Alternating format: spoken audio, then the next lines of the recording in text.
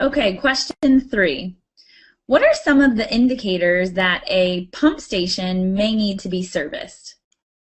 Absolutely. So pump stations are a larger type of system that are located on commercial operations. So you're going to think of pump stations and lift stations when you think of restaurants, shopping stores, things of that nature, where there's a lot of people in there using restrooms. There's a lot of people cooking, things of that nature. And they need to be able to pump that sewage into another waterway or channel. Essentially what happens there is these systems are actually quite sophisticated, and they're designed with a lot of components of alarms and check panels.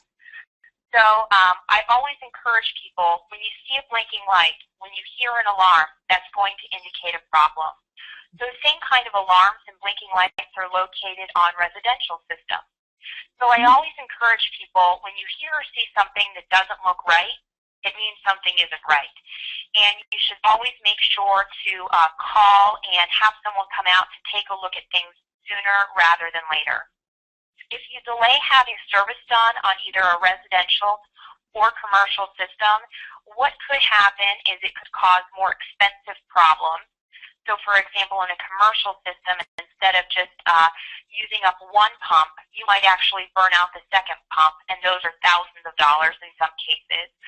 The same thing goes for residential systems. If you ignore the warning signs, the lights, the alarms, what could happen? You could encounter more expensive problems, and you could even encounter backup problems. No one wants backup problems in their basement or their home, and so in order to avoid that, make sure to be aware of all of the warning signs. That's great. And like you said, most of the warning signs would be some kind of indicator light or alarm. Are there any other warning signs that people should be aware of? Those are the primary ones. They're going to be a buzzing sound, a light, an alarm. I always encourage people to, if you hear something that doesn't sound right with your system or something that doesn't smell right, that's going to be a problem. With residential aerobic treatment systems, there should be absolutely no odor. So if you start to notice a sewage odor or something of that nature, it means that something is wrong.